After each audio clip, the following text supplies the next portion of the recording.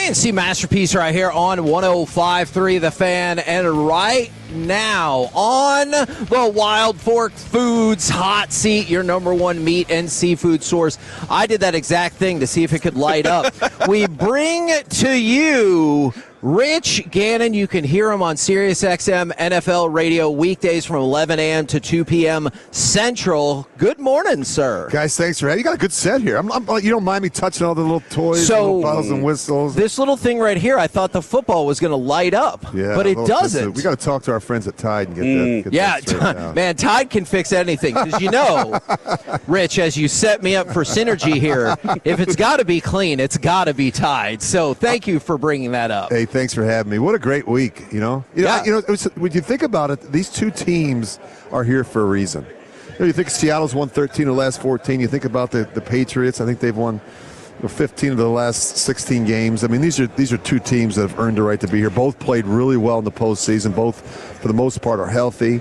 And I can't wait for Sunday. Well, and so we both agree with all of that. It just feels like, did it feel like at all from a perception standpoint that it took people a minute to really recognize? Because these aren't the teams people thought would be here, right? So if it was like Philly and Buffalo, I feel like everyone would be like, oh, yeah, those are the two best teams. These are the two best teams, but not the ones we thought they would be. No, I think a lot changes from the time all us so-called experts back in August start to figure out, who the best teams are. Right. And then, we every year for like the last, 17 seasons, we've seen a team go from worst to first. I mean, look what Jacksonville has done. Look what the Patriots have done. Yeah. This is a team that won 3 games last year, 4 games, whatever it was.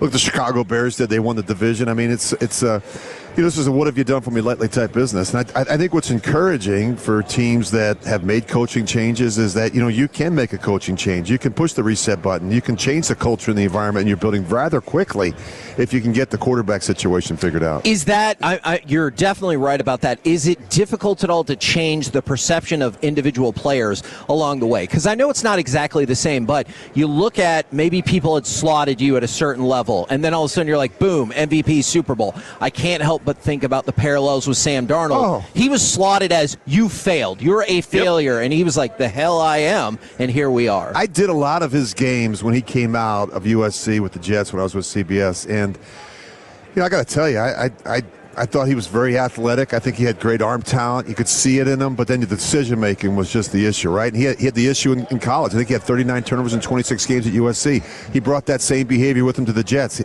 They allowed him to get away with it. There was all these coaching changes. So in 4 years, they kick him to the curb. He goes to Carolina with Matt Rule, and they bring in Joe Brady, a first-time play caller. Doesn't work out there. They kick him to the curb again. Mm-hmm. He goes out to San Francisco with Kyle Shanahan and Brian Griese and that group, and I think he gets a chance to sit and watch and learn.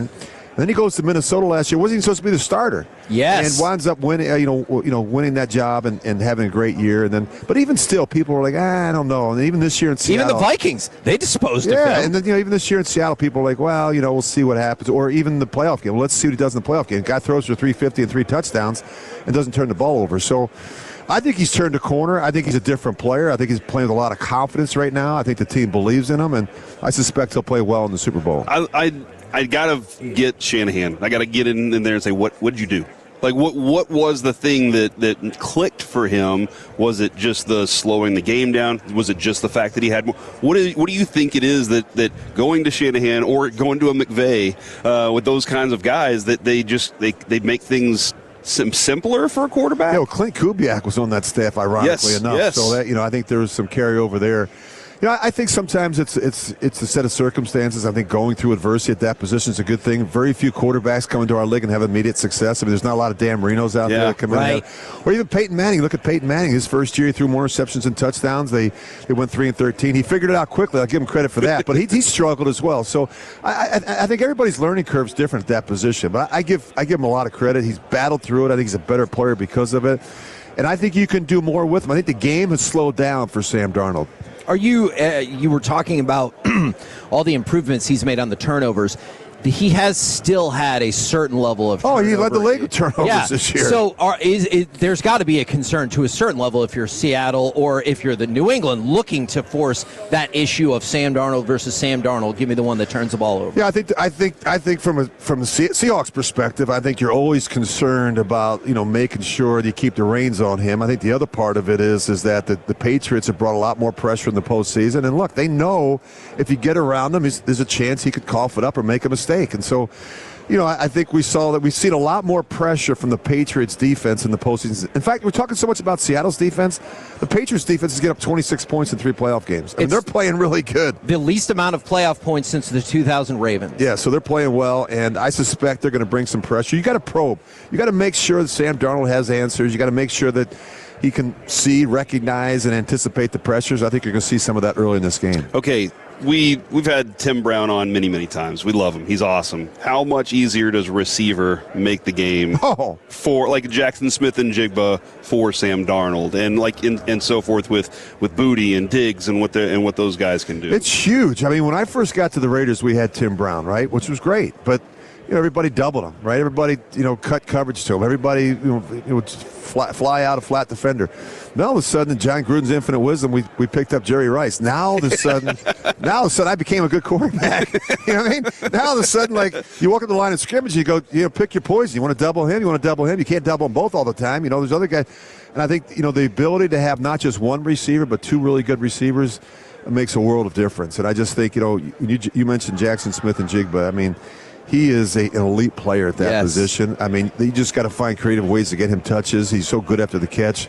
But, he's a real difference maker for the Seahawks. Then I'm going to flip this to the Cowboys real quick. Do you think it's essential that Pickens be back with the Cowboys for that CeeDee Lamb-Pickens combination? I mean, you look at the body of work last year. Their issues weren't on the offensive side of the ball. They got the defense fixed. But, I love Pickens. I just like to see a little bit more discipline overall in his game and in his work habits, what I mean, and just in terms of maybe staying, being on time for curfew. No, it sounds like a little thing, really, but it's not. Yeah, I get it. And I think it permeates the locker room. I think it permeates the culture of the building. Like I like Brian. I've known him a long time. Brian was a young coach with us in Kansas City, and to me, when I look at the Cowboys, I don't get too far off course here, but I look at the Cowboys, it's very similar to the Raiders. There's this great history, there's this great culture, but they have not had any postseason success in years. And you got to ask yourself, why is that? And I just think that that's an organization that I think the ownership and the front office and the coaching and that all has to get tied together. And you can't have the owner picking the players, right? And then it doesn't work out, and we fire the coaches. You know what I mean? Because it doesn't work out. I mean, that to me never made sense. I saw it a little bit with Al Davis.